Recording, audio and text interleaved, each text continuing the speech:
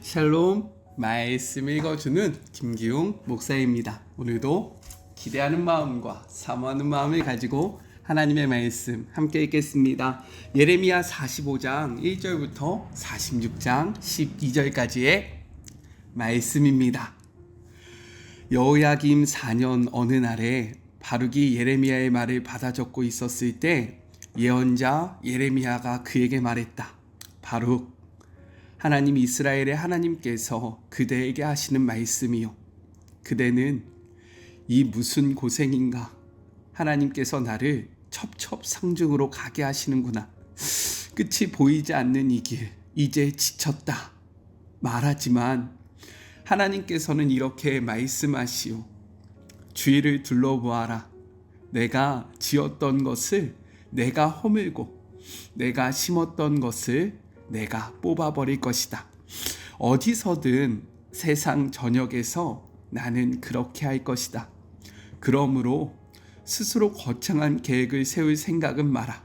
상황이 호전되기 전에 아카일로를 걸을 것이다. 그러나 걱정하지 마라. 이 모든 일 가운데 내가 너를 끝까지 지켜 살아남게 할 것이다. 이방 민족들에 대해 하나님께서 예언자 예레미야를 통해 주신 메시지다. 유다왕 여호야김 4년에 유프라데스 강 근처 갈그미스에 진을 쳤다가 바벨론의 왕 느부갓네살에게 패배한 이집트와 이집트의 왕 바로느고의 군대를 향한 메시지다. 전투 준비, 출격이다. 말에 마구를 채워라. 안장을 얹고 올라타라. 전열을 갖추어라. 투구를 쓰고 칼날을 갈고 완전 무장하여라. 그런데 이 무슨 광경인가? 모두 겁에 질려 제정신이 아니다. 대열에서 이탈하여 출행랑을 친다. 그들의 용사들 공황 상태다. 이리 뛰고 저리 뛰고 이리로 우르르 저리로 우르르 대혼란 엉망진창이다. 사방이 적이다. 하나님의 포고다. 제 아무리 발빨라도 도망치지 못한다. 제 아무리 힘이 세어도 달아나지 못한다. 저 북쪽 나라 유프라데스 강가에서 비틀거리다 쓰러진다. 범람하는 나일강 같은 저것이 무엇이냐? 경류 같은 저것은 이집트다. 범람하는 나일강 같고 경류하는 것 같은 그 자가 말한다. 내가 세상을 다 차지하리라. 모든 도성과 민족들을 싹쓸이하리라. 군마들아 달려라. 병거들아 질주하여라. 방패를 들고 굿수한 붓에서 온 용사들아, 루드에서 온 활잡이들아, 진격하여라. 그러나 어쩌랴, 오늘은 너희 날이 아니다.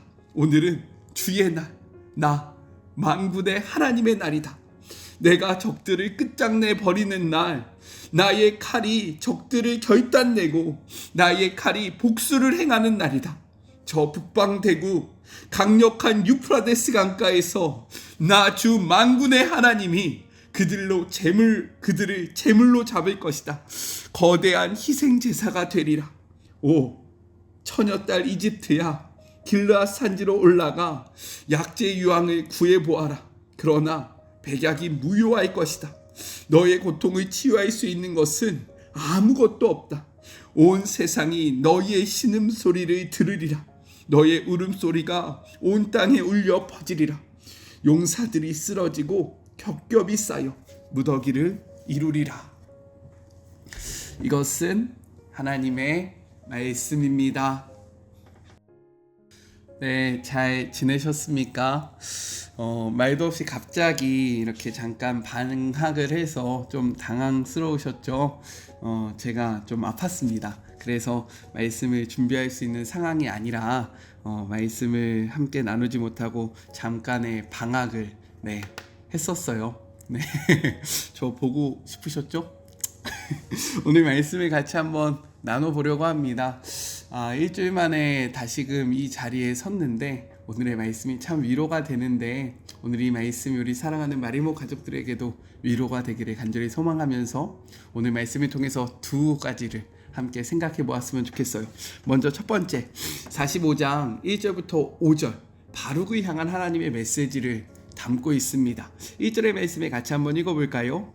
유다의 요시야의 왕의 아들 여호야김 넷째 해에 네리야의 아들 바룩이 예레미야가 불러주는 대로 이 모든 말을 책에 기록하니라. 그때의 선지자 예레미야가 그에게 말하여 이르되 라고 기록되어 있습니다. 이 말씀을 이해하기 위해서 시대적인 그러한 흐름을 연대기적인 흐름을 조금 살펴볼 필요성이 있어요. 이 말씀이 주어질 때는 언제라고 이야기합니까? 여호야김 지기 4년, 즉 주전 605년이라고 이야기를 하고 있어요. 그렇다면 이 말씀은요, 44장의 사건이 있기 때문에 우리가 함께 살펴보지는 못했지만 그 중간에 있었던 일이 20년 전의 일이거든요. 그러니까 즉 이 말씀은 36장의 말씀과 이어지는 말씀이라는 겁니다. 36장이 있었고 그 다음에 말씀들이 있었는데 20년이 지난 지금 45장에서 이 말씀이 다시금 시작되고 있다는 거예요. 심지어 45장 1절과 그리고 36장 1절은 같은 문장으로 시작을 하고 있습니다.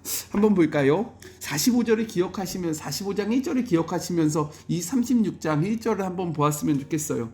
유다의 요시야 왕의 아들 여호야김 4년에 여호와께로부터 예레미야에게 말씀이 임하니라 이르시되. 비슷하지 않습니까? 네, 똑같은 형식으로 쓰여져 있다라는 거예요. 그렇다면 왜 45장은 36장과 함께 이어지지 않고 이렇게 떨어져서 기록되고 있을까? 라는 것을 우리가 생각해 볼 필요성이 있습니다. 성경학자들은요, 36장부터 45장을 바룩 문서 혹은 바룩 이야기라고 칭하고 있습니다. 즉 36장부터 45장까지를 하나의 섹션, 이것이 무엇이냐면 하나의 항목으로, 하나의 단락으로 구분하고 있다는 거예요. 마치 책의 첫 장과 그리고 마지막 장을 나타내고 있는 것이 36장과 45장이다 라고 이야기를 하는 겁니다. 왜 그런지 이제 이해가 좀 되시죠? 그렇다면 오늘의 말씀은 무엇을 이야기하고 있는 것인가? 바룩은요, 그동안 예레미야를 섬기면서 열심히 살아왔던 사람입니다. 예레미야가 불러주는 그 말씀을 적었다는 이유 하나 때문에요. 그리고 예레미야가 보내서 그 말씀을 읽으라고 했던 그 이유 하나 때문에 그는 죽을 고비를 넘기면서 많은 고생을 했습니다. 그랬던 바룩이요, 오늘 이 말씀을 보니까 무엇이라고 이야기합니까? 지쳤다라고 이야기하고 있는 거예요. 3절의 말씀을 세 번역으로 한번 봐볼까요? 주님께서는 그대가 언젠가 주님께서 나의 고통에 슬픔을 더하셨으니 나는 이제 꼼짝없이 죽게 되었구나. 나는 탄식으로 기진하였고 마음 평안할 일이 없다라고 말한 것을 기억하고 계시오 라고 이야기합니다. 바룩이 이야기하고 있는 거예요. 호독한 심판의 메시지를 글로 옮기면서 그리고 연이 계속되는 그 말씀을 전했다는 이유 하나 때문에 이어지는 사람들의 핍박과 따가운 시선으로 인해서 바룩이 많이 지쳐있다라고 이야기를 하고 있는 거죠. 또한 그가 5절의 말씀을 보면 하나님을 향한 큰 꿈을 꾸었는데 그 큰 꿈이 현실에 부딪혀서 산산조각이 되었기 때문에 그가 좌절했다라는 겁니다. 어찌되었든 지금 오늘의 말씀은 무엇을 이야기하고 있냐면 바룩이 지쳤다라고 이야기를 하고 있는 거예요. 바로 그때 하나님께서 말씀하시는 겁니다. 4절 세 번역으로 같이 한번 볼까요? 주님께서는 나더러 그대 바룩에게 전하라고 하시면서 이렇게 말씀하셨소. 나 주가 말한다. 나는 내가 세운 것을 헐기도 하고 내가 심은 것을 뽑기도 한다. 온 세상을 내가 이렇게 다스린다 라고 말씀하십니다. 이것이 한국 번역인데요, 한국 번역과 달리 영어 성경은요, 이 말씀을 미래형으로 나타내고 있습니다. 즉 하나님께서 미래에 하실 일을 표현하는 문장으로 해석하고 있다는 거예요. 그것을 이렇게 이야기할 수 있어요. 내가 세운 것을 할 것이요 내가 심은 것을 뽑을 것이다. 내가 온 세상을 이렇게 다스릴 것이다. 이렇게 번역을 하고 있습니다. 오늘 우리가 함께 읽었던 메시지 성경도요, 이 영어 번역의 해석을 따르고 있는 거예요. 이렇게 영어 해석들을 보면요, 머지않아 하나님께서 세우신 것들을 헐고 심으신 것을 뽑을 날이 임할 것이다 라고 이야기하고 있는 거예요. 그날이 올 것이다. 그렇기 때문에 바룩의 큰 꿈이 무너지는 것이 어떠한 의미가 있느냐라고 이야기하고 있는 거죠. 이 말은 무엇이냐면 비전이 이루어질 가능성이 희박하다고 탄식하지 말고 하나님의 은혜로 그날에 살아있다는 것에 감사하며 하나님이 새롭게 이루실 일들을 기대하며 꿈꾸라 라고 이야기하고 있는 겁니다. 바룩은요, 꿈을 접어야 하는 아픔으로 고된 사역으로 지쳐 있었다라는 거예요. 성경에는 이렇게 꿈을 접어야 했던 아픔을 경험한 사람들을 기록하고 있습니다. 그 대표적인 사람이 바로 에스겔 선지자예요. 에스겔은요, 평생 제사장이 되는 것을 꿈으로 삼고 살아왔습니다. 그런데 한순간에 제사장이 할 수 있는 일이 전혀 없는 바벨론으로 끌려가게 된 거죠. 자신의 꿈이 무너지는 일을 경험한 것입니다. 그래서 그는 그발강가에 서서요, 하염없이 그 꿈꿨던 것들을 바라보고 있는 거죠. 근데 그랬던 그에게 어떤 일들이 벌어집니까? 날 하나님은요, 에스겔에게 새로운 소명을 주신 것처럼 지금 바룩에게 하나님께서 새로운 길을 열어주시겠다라고 말씀하고 있는 거예요. 그리고 이렇게 이야기하고 있지 않습니까? 메시지 성경으로 같이 한번 4절과 5절 읽어볼까요? 하나님께서는 이렇게 말씀하시오. 주위를 둘러보아라. 내가 지었던 것을 내가 허물고 내가 심었던 것을 내가 뽑아버릴 것이다. 어디서든지 세상 전역에서 나는 그렇게 할 것이다. 그러므로 스스로 거창한 계획을 세울 생각은 마라. 상황이 호전되기 전에 아카일로를 걸을 것이다. 그런데 이 뒤에 말이 너무나도 중요합니다. 그러나 걱정하지 마라. 이 모든 일 가운데 내가 너를 끝까지 지켜 살아남게 할 것이다 라고 말씀하고 계십니다. 제가 이 말씀에 위로가 된다라는 것은 사실 저도 좀 사역에 지쳐 있었던 것 같습니다. 몸도 아프기도 했고, 그리고 사실은 지금도 이제 새벽 2시를 향해서 가고 있는데 내일이 주일이거든요. 그런데 또 이렇게 말씀을 준비해야 하고, 그리고 다음 주 한 주간이 제가 정말 바쁜 날입니다. 일요일부터 수요일까지 저희 교회 아이들을 데리고 제가 속한 지방의 그 어린이 캠프를 가야 돼요. 그리고 또 수요일부터 목요일까지는 저희 교회 청년 수련회를 하고, 목요일과 금요일은 제가 전주에 가서 청년 연합 집회를 섬겨야 합니다. 또 교회 사역은 교회 사역대로 해야 하고, 마리목 사역은 마리목 사역대로 해야 하고, 또 제가 말씀드리지 못했지만 저희 가정에 셋째 아이가 생겼어요. 상황적으로 그러다 보니까 지쳤던 것 같습니다. 그런데 이 지친 가운데서 마리목을 좀 쉬어볼까라는 생각도 해봤어요. 너무 힘이 드니까. 그런데 마리목을 편집하는 우리 자매가 목사님, 아니에요 목사님, 이거 놓으시면 안 되잖아요 라는 얘기를 또 하고, 그리고 저도 그 한 주간 말씀을 전하지 못하니까, 물론 성경을 보고 우리가 하나님 앞에 서 있는다라고 이야기는 하지만 이 말씀을 전하는 것과 전하지 않는 것의 차이점은 너무나도 크더라고요.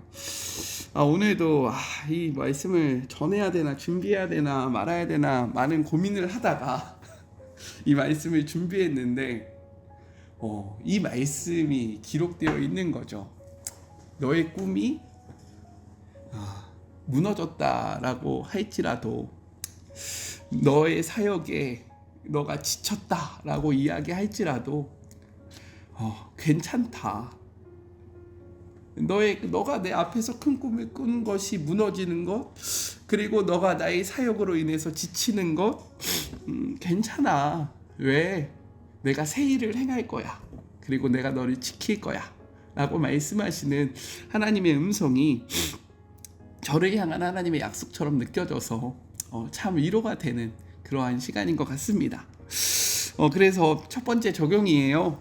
품었던 비전이 이루어지지 않아 혹은 열심을 내었던 사역으로 인해 지쳐 계십니까? 우리의 비전과 사역은 실패했을지라도 새로운 일을 시작하실 하나님을 바라봄으로 위로와 평안 그리고 새로운 희망을 꿈꾸는 하루가 되기를 간절히 소망합니다. 저에게 임했던 이 위로와 평안이 우리 사랑하는 마리모 가족들에게도 동일하게 이루어지기를 간절히 소망합니다. 둘째, 46장 1절부터 12절 애굽에 대한 심판 선언을 하고 계십니다. 1절의 말씀을 같이 한번 볼까요? 이방 나라들에 대하여 선지자 예레미야에게 임한 여호와의 말씀이라 라고 기록되어 있습니다. 46장부터 51장은요 열방을 향한 하나님의 그 심판의 메시지가 전해집니다. 크게는 9나라에 대한 메시지가 전해지는데요, 8나라는 바벨론에 의한 심판이 기록되고 있어요. 그리고 마지막 9번째 나라는 바벨론을 향한 하나님의 심판이 기록되어 있습니다. 오늘은 그 첫 부분인 거죠. 이 말씀은 무엇을 이야기하고 있냐면, 그리고 이 1절은 그 전체에 대한 소개로 여호와의 열방의 통치 그리고 절대적인 주권을 강조함으로써 그들의 미래가 하나님의 계획대로 될 것이다 라는 것을 분명하게 이야기하고 있는 것입니다.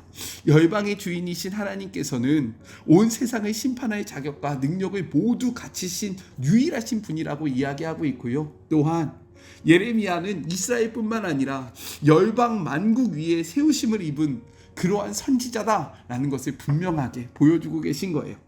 그리고 오늘의 말씀의 배경이 되는 사건은요, 주전 605년 유프라데스 강변, 즉 오늘날로 치면 터키와 시리아 사이에 위치하고 있는 갈그미스에서 있었던 애굽과 바벨론의 전쟁입니다. 이집트와 바벨론의 그 전쟁을 담고 있다라는 거예요. 이 전쟁이 왜 일어났냐면 주전 2000년대에는요 가나안 지역과 시리아 지역에서 강력한 주권을 누가 행사했냐면 애굽이 행사합니다. 그런데 주전 1000년경에 이르면서 애굽이 그 지역에 별다른 영향력을 끼치지 못했다라는 거예요. 애굽은 과거의 영광을 다시금 누려보자 하는 야심으로 아시리아의 제국의 그 패잔병들과 연합해서요 전선을 형성해서 바벨론과의 그러한 전쟁을 시작합니다. 이것이 바로 갈그미스 전투라는 거예요. 이것이 역사적인 그런 기록인 겁니다. 처음에는 바벨론이 불리합니다. 그런데 메대가 바벨론에 합세하면서 바벨론 메대 쪽으로 전세가 기울어져요. 그리고 결국 이 전쟁에서 애굽은 대패를 하게 됩니다. 오늘 본문은 이것을 신학적으로 해석하고 있다는 거예요. 애굽이 아무리 막강한 파괴력을 지니고 날렵하다라고 해도, 아무리 사기가 충정하고 군기가 하늘을 찌를 것 같아도 바벨론군을 물리칠 수 없다라고 이야기하고 있는 겁니다. 이것이 3절부터 8절의 말씀이에요. 왜입니까? 만군의 여호와 이스라엘의 하나님이 바벨론 편에서 지휘를 하시기 때문인 겁니다. 10절의 말씀입니다. 그날은 주 만군의 여호와께서 그의 대적에게 원수 갚는 보복이니라. 칼이 배부르게 삼키며 그들의 피를 넘치도록 마시리니 주 만군의 여호와께서 북쪽 유브라데 강가에서 희생제물을 받으실 것이다 라고 이야기하십니다. 그렇기 때문에 바벨론과 싸웠던 애굽은요 실제로 누구와 싸운 것입니까? 바벨론을 조종하고 있는 하나님과 싸운 것이 되는 거예요. 특별히 만군의 여호와라고 이야기하잖아요. 이 만군의라는 것은 무엇이냐면 전쟁에 능하신 하나님을 표현할 때 전쟁을 주도적으로 인도하시고 전쟁을 승리하게 하시는 그 하나님을 나타내는 성호가 바로 만군의 여호와다라고 성경은 이야기하고 있습니다. 그러니 어떠한 수를 써도 너희는 전쟁을 주도하시는 하나님을 이길 수 없다라고 선포하고 계신 거예요. 하나님을 대적함으로 대패했던 애굽의 상처가 얼마나 깊었던지, 당시 상처에 바르는 치유약으로 유명했던 길르앗에서 유황을 얻었다 바른다 할지라도 나을 수 없다라고 12절에 이야기하고, 얼마나 많은 애국 군인들이 죽었는지 시체가 땅을 가득 메우고 후퇴하는 사람들을 걸려 넘어지게 했다라고 12절에 이야기를 하고 있습니다. 이렇게 갈그미스의 전투에서 애굽의 상처는 너무나도 깊었다라는 거예요. 왜입니까? 그들이 하나님을 상대로 싸웠기 때문에 이러한 패배를 했다라고 성경은 이야기하고 있는 거예요. 그렇기 때문에 우리가 하나님 편에 선다라는 것은 너무나도 중요하다라는 것을 우리는 반드시 깨달아야 합니다.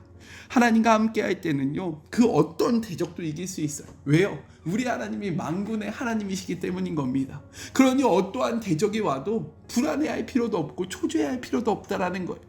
하지만 하나님을 상대로 싸울 때에는 우리가 어떤 무기를 갖고 있을지라도, 누구와 연합한다고 할지라도 이길 수 없다, 절대로 이길 수 없다라고 성경은 이야기하고 있는 겁니다. 그래서 두 번째 적용입니다. 나는 지금 하나님 편에 서 있습니까? 하나님의 상대로 싸우고 있습니까? 하나님을 적으로 둔다면 절대로 승리할 수 없음을 기억하며 하나님 편에 서는 우리가 되기를 간절히 소망합니다. 우리 같이 기도할까요? 사랑의 하나님, 감사합니다.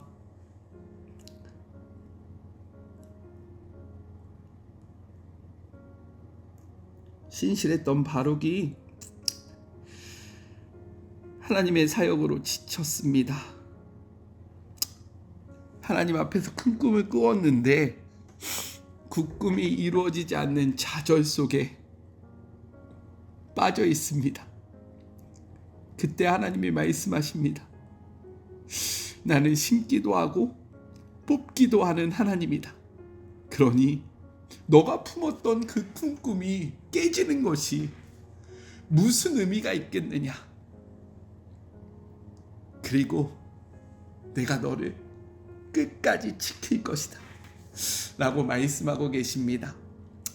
여름이 되고 많은 사역들이 있고 우리가 하나님 앞에 품었던 많은 꿈들이 있습니다.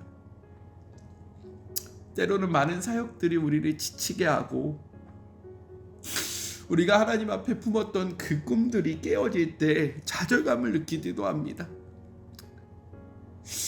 그때 하나님이 우리에게 말씀하십니다. 너의 꿈이 깨지는 거 괜찮다. 왜? 내가 새 일을 행할 것이다. 그러니 힘을 내어라. 용기를 내어라. 다시금 일어나라 라고 말씀하시는 그 하나님의 음성을 듣는 우리 사랑하는 마리모 가족들 되기를 간절히 소망합니다.